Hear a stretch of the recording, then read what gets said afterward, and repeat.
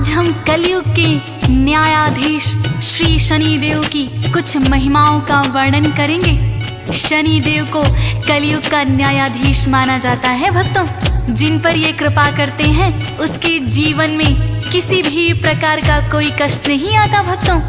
सूर्यपुत्र भगवान शनिदेव जिन भक्तों पर अपनी दया दृष्टि की छाया रखते हैं वो भक्त हर कार्य को बड़ी आसानी से संभव कर पाते हैं। किंतु शनिदेव की ढैया जिस पर लग जाती है वो राजा भी कंगाल हो जाते हैं। अतः शनि महाराज को हमेशा प्रसन्न रखना चाहिए भक्तों। सच्चे मन से जो भक्त उनका ध्यान लगाता है उस भक्त पर वो सदैव सदैव मेहरबान रहते हैं भक्तों। तो आइए भक्तों सुनते हैं शनि महाराज की महिमा का वर्णन इस पावन कथा के माध्यम से। मेरे साथ मिलकर बोलिए शनिदेव महाराज की जय। श्री चरणों में शीश झुकाई शनिदेव का ध्यान लगाई, सच्चे मन से नाम सुमिरते हम है करते। कथा है ये तो शनिदेव की बात बड़ी प्राचीन समय की। किसी गांव में एक था ब्राह्मण ब्रह्म मुहूर्त में सुबह उठ जाता, गंगा स्नान वो करके आता, भर के गंगा जल का लोटा विधि विधान से पूजा पाठ करे, अन्न जल सब उसके बाद करे, बालावस्था से ब्रह्मचारी भक्तों। उस ब्राह्मण का नियम था सुबह ब्रह्म मुहूर्त में उठ जाता था, स्नान आदि करके सूर्य को अर्घ्य देता, घर आकर पूरे विधि विधान से पूजा पाठ करता भक्तों। उसके बाद ही कहीं अन्न जल ग्रहण करता था और दूसरों के हित के लिए सदैव सदैव सोचता था भक्तों। ग्रामवासी उस ब्राह्मण का बहुत ही आदर सम्मान करते थे। एक दिन की बात है, सुबह सुबह जब वो गंगा स्नान करने जा रहा था तो रास्ते में उन्हें शनि देव मिल जाते हैं। ब्राह्मण ने शनि देव को प्रणाम किया और ब्राह्मण पूछने लगा कि हे शनि देव, आज सुबह सुबह आप किधर जा रहे हैं? तो शनि देव ने उस ब्राह्मण से क्या कहा भक्तों? ब्राह्मण ने उन्हें शीश झुकाया और पूछना इतना चाहा, शनि देव आज प्रातः शनि देव ने ब्राह्मण से कहा, राजमहल है राजा का जहाँ, राजा के पास में मैं तो जाऊँ, ब्राह्मण ने इतना है सोचा, यदि राजा को लग गए ढैया प्रजा तो सारी ही दुखी होए, कैसे इनको टाला जाए। शनि देव से बोले ब्राह्मण, आप से मेरा इतना निवेदन, राजन पर ना ढैया लगाना, बदले में मुझे देते जाना। भक्तों, ब्राह्मण बड़ा ही परोपकारी था। उसने सोचा यदि राजन पर शनि के ढैया लग जाती है तो सारी प्रजा दुखी हो जाएगी, क्यों ना शनि के ढैया को मैं अपने ऊपर ही ले लूं। उन्होंने शनि देव से प्रार्थना की कि हे शनि देव, आपसे मेरी इतनी विनती है कि आप हमारे राजन पर अपने ढैया ना लगाएं, बदले में आप मेरे ऊपर ही लगा दें। शनि देव कहने लगे, हे ब्राह्मण, तुम एक बार फिर सोच लो। ब्राह्मण निश्चय का पक्का था भक्तों। शनि देव से कहने लगा कि हाँ शनि देव, मैंने सोच लिया, आप राजन के बदले में ढैया मेरे ऊपर लगा दीजिए। शनि देव कहने लगे, कितने वर्षों के लिए लगाऊं? तो ब्राह्मण बोला, हे महाराज, वर्षों तक तो मुझसे ना सही जाएगी। ब्राह्मण का था इतना कहना, वर्षों तक तो होगी सहना, इतनी सी कृपा बरसा दो, शनि देव ने बात मान ली, ढैया है ब्राह्मण पर लगती, गया ब्राह्मण गंगा स्नान को, शनि देव ढैया उस पर है, गंगा स्नान रहा वो कर है, सूर्य देव को जल है चढ़ाया,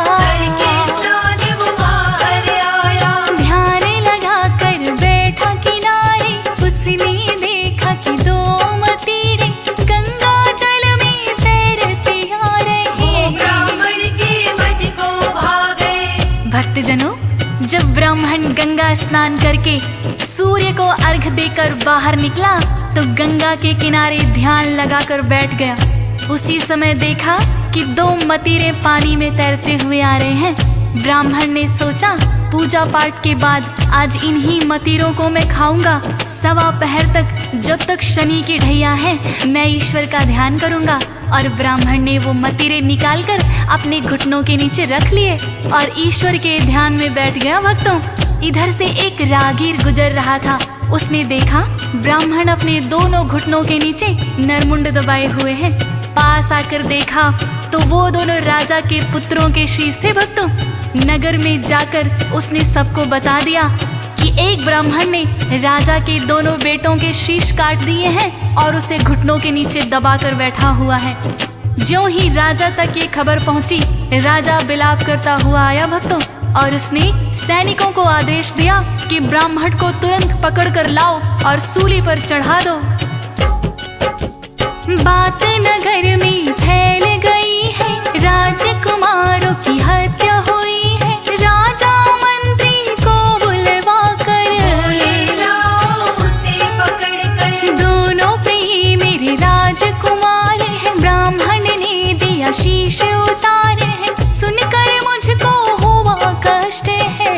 ब्राह्मण तो बड़ा दुष्ट है, शीघ्र ही उसे पकड़ कर लाओ और आते ही सूली चढ़ाओ। सजा दो ऐसी न जाए भूली, चौराहे पर टांगो सूली। जो ही सैनिक वहाँ पे आए, ब्राह्मण बैठा ध्यान लगाए। राजकुमारों के जो शीश थे ब्राह्मण के घुटनों के नीचे। भक्तजनों, जब सैनिक वहाँ पर आए तो देखा वास्तव में ही ब्राह्मण ने अपने घुटनों के नीचे राजकुमारों के शीश दबा रखे थे। ब्राह्मण को सैनिकों ने उठाया। ज्यों ही ब्राह्मण ने आंखें खोली, देखा कि वास्तव में मतीरों की जगह राजकुमारों के शीश हैं। भक्तों, अब ब्राह्मण को समझ में आ गया शनि देव की ढैया ने अपना असर दिखा दिया। सैनिक उसे पकड़कर ले गए। राजा ने कहा, इस ब्राह्मण ने मेरे निर्दोष राजकुमारों की हत्या की है, इसे तुरंत ही सूली चढ़ा दो। ब्राह्मण को चौराहे पर लाकर जैसे ही सूली लटकाने लगे, सूली टूट गई। भक्तों, फिर राजा ने तांबे की सूली बनवाई और ब्राह्मण को सूली चढ़ाने लगे तो वो भी टूटकर गिर गई। भक्तों, इसी तरह राजा ने चांदी की सूली बनवाई, वो भी टूटकर गिर गई। भक्तों, तो सोने की सूली बनवाने का आदेश दिया राजा ने। तब तक 1.25 पहर बीत चुका था। भक्तों, शनि देव की ढैया जो थी 1.25 पहर के लिए तो वो थी, सूली ब्राह्मण चढ़ ना पाए, पहले टूटी जाए। अनेक धातुओं से बनवाई पर कोई भी टिक नहीं पाई। राजा ने आदेश दिया था, अब तक नहीं हुआ था। सोचे मंत्री हो रहा क्या है, आज तलक जो नहीं हुआ है। ब्राह्मण है या कोई तांत्रिक, टूटी सूली सारी अब तक। जो राजा को पता लगेगा हमको मृत्यु दंड मिलेगा। 1.25 पहर तब तक बीता है, ब्राह्मण सूली नहीं चढ़ा है। भक्तों, सैनिकों ने ब्राह्मण को सूली चढ़ाना चाहा, किंतु जिस धातु की सूली पर भी चढ़ाते वो टूट जाती। भक्तों, लोहे की टूटी तो तांबे की बनवाई, तांबे की टूटी तो चांदी की बनवाई, चांदी की टूटी तो सोने की सूली बनवा कर लाए। भक्तों, इसी क्रम में 1.25 प्रहर बीत गया। भक्तों, तभी दोनों राजकुमार खेलते खेलते राजा के पास आ जाते हैं। रानी उनको देखकर बड़ी ही हर्षित हुई। फिर रानी ने राजा से कहा कि हे महाराज, अभी तक तो सैनिक ब्राह्मण को सूली पर चढ़ा चुके होंगे, हो सकता है ना भी चढ़ाया हो। आप जल्दी से जाइए और उन्हें रोकिए, वरना हमें ब्रह्म हत्या का पाप लग जाएगा। राजा तुरंत ही वहां आए और कहने लगे, सैनिकों, ये ब्राह्मण निर्दोष है, इसको छोड़ दो।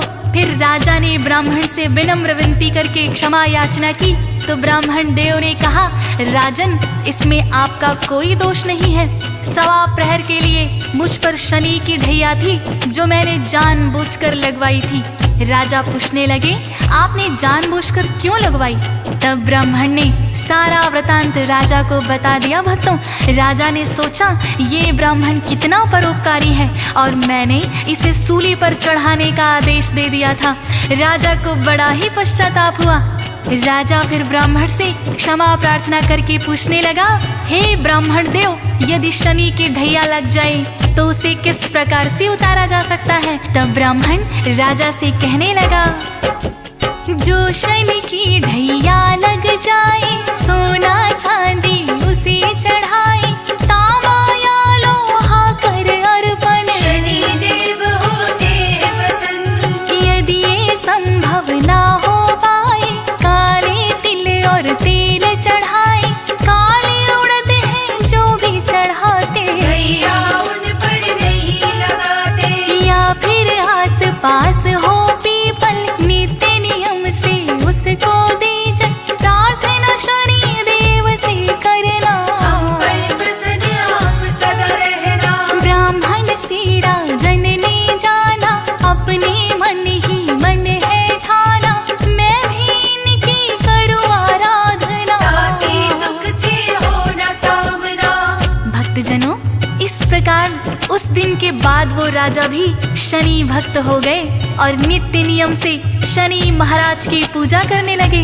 ब्राह्मण को उन्होंने आदर सहित विदा किया। भक्तों, ब्राह्मण ने शनि देव की ढैया अपने ऊपर ले ली थी, उसका भी धन्यवाद किया। भक्तों, शनि देव की वक्र दृष्टि से तो देवता भी नहीं बच पाते, फिर इंसान तो क्या है। इसी तरह की एक और कहानी है भक्तों। जब शनि देव ने सोचा कि मैं भोलेनाथ पर अपनी वक्र दृष्टि डालता हूँ, ये सोचकर शनि देव कैलाश पर आ गए। भक्तों, भोलेनाथ को प्रणाम किया। भोलेनाथ ने उनसे आने का कारण पूछा तो शनि देव क्या कहते हैं भक्तों? सुन लो हे भोले भंडारी, इतनी सी इच्छा है हमारी, मेरी दृष्टि जो है वह एक बार आजमाओ आप पर। बात है मात्र सवा पहर की, डालूंगा अपनी वक्र दृष्टि, हे भोले तुम इसे संभालो, बचने का कोई यत्न बना लो। सुन कर के भोले मुस्काए, मुझ पर ना कुछ असर दिखाए, अपना मन तुम भी बहला लो, अपनी वक्र दृष्टि डालो। भोलेनाथ ने आज्ञा दे दी, डाली शनि ने वक्र दृष्टि, भोलेनाथ को समझ न आया, उन्होंने इससे बचना चाहा।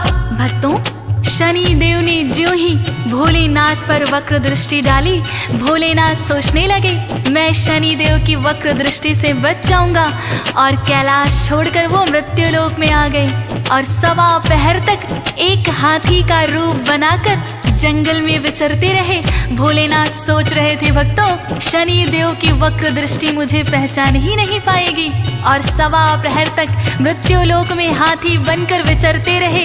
जैसे ही सवा प्रहर पूरा हुआ, भोलेनाथ ने सोचा शनि देव की वक्र दृष्टि का मुझ पर कोई असर ना हुआ, अब तो सवा प्रहर बीत चुका है, मैं वापस कैलाश पर चलता हूँ।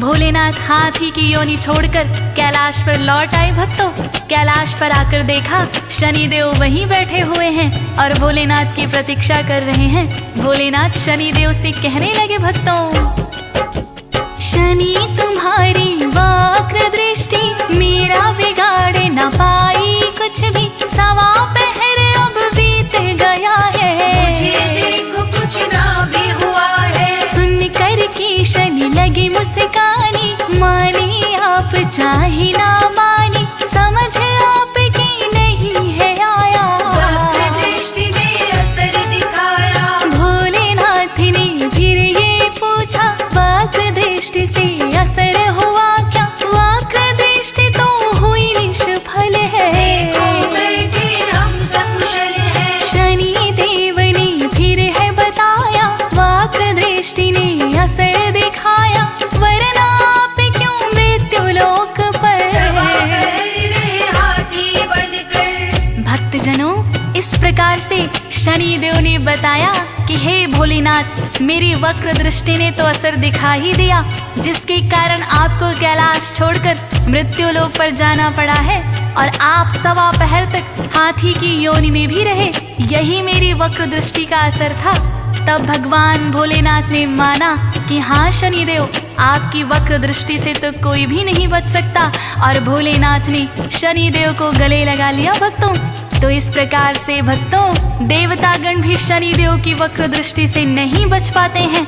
इसीलिए भक्तों का कर्तव्य बनता है कि शनिदेव को हमेशा प्रसन्न रखें और विधि पूर्वक उनकी पूजा करें।